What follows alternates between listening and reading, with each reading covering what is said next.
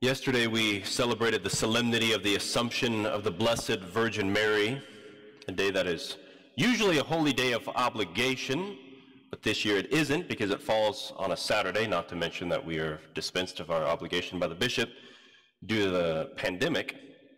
But it's a day that we celebrate like a Sunday to honor the fact that Mary was assumed body and soul into heaven.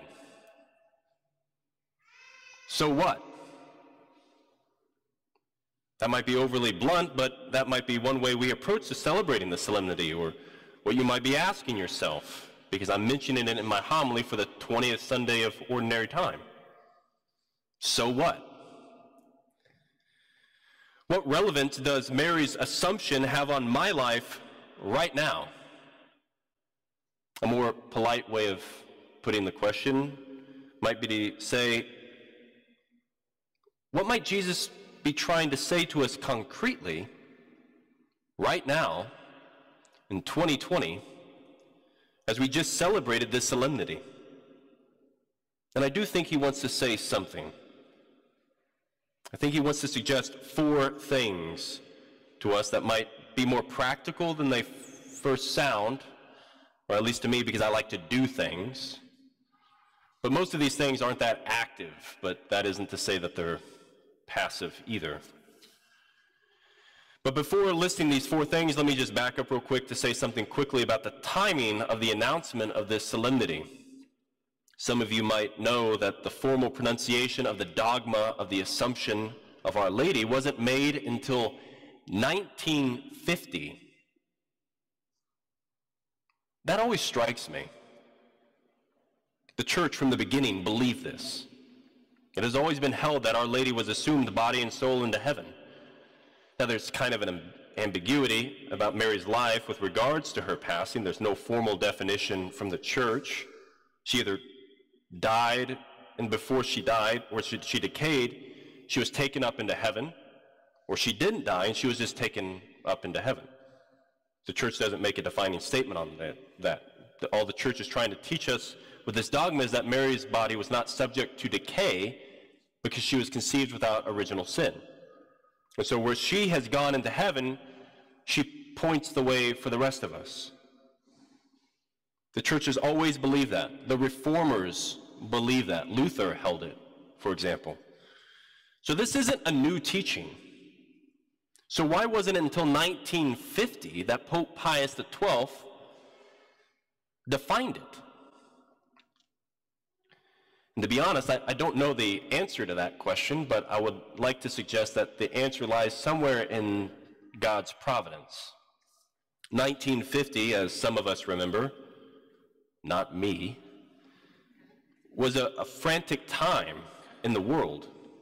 The church, our country, the world, had just emerged from World War II in the horror of that time. It was frantic. Things were coming out about the destruction of human life, whether it was in the concentration camps or in the gulags. Nobody was left untouched by what happened in that war. And there was a general sense of unrest and despair, of hopelessness among many after what they had emerged from, and that the dignity of the human person was trampled on to such a degree. And Pius was trying to remind us what the scriptures teach and what the church has always held firm, that God is victorious. And at the end of every human person is not a concentration camp or a gas chamber, but to be divinized, body and soul, in heaven. And so in looking at what happened to Mary, we're looking at what God intends to happen to us and to everybody. And so it was meant to be a declaration of hope. Hope about the future of the human race, and to instill confidence amongst those who have faith in God that He's on His throne and we need not be anxious.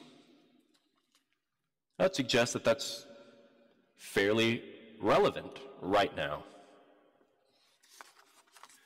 The world seems to have gone mad again. there's a franticness. There's a franticness not only in the world with the pandemic, there's a franticness in our own country over numerous issues. And there's a franticness in the church, and it's really easy right now to be agitated, to lose a sense of bearings, to wonder what in the world is going on. And so given that, here's what I think the Lord might be asking us to do today. 4 simple things. First, stop. Just stop. Because unless I can do that, I can't do the other things. So stop. And then second, gaze, or behold, or look. Look at what it is the Lord is revealing to us in his first and greatest disciple, Mary. That passage from Revelation chapter 12 we read, for the solemnity might be worth going back to. It's an image of Mary standing on top of the moon. What in the world does that mean? She's doing it over there on that statue of Our Lady of Guadalupe. Is that supposed to be some sort of stand that carries her around or something? No, the moon is a symbol of death because it comes and it goes.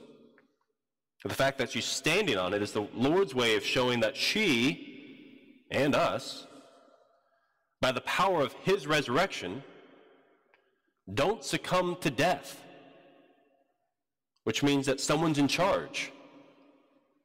There's a plan.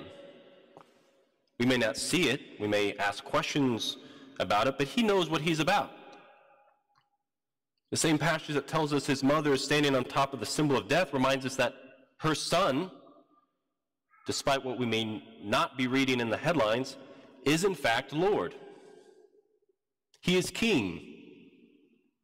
He is ruler of all the nations. He has redeemed the world, and he knows what he's about. I think the Lord wants to give us a glimpse in the franticness that's going on around us of who he is and what he's done for Mary, and what he wants to do with us. So stop, look, and as a result of looking, have hope. Not wishful thinking, hope. God is not nervous right now. He's not nervous about the world.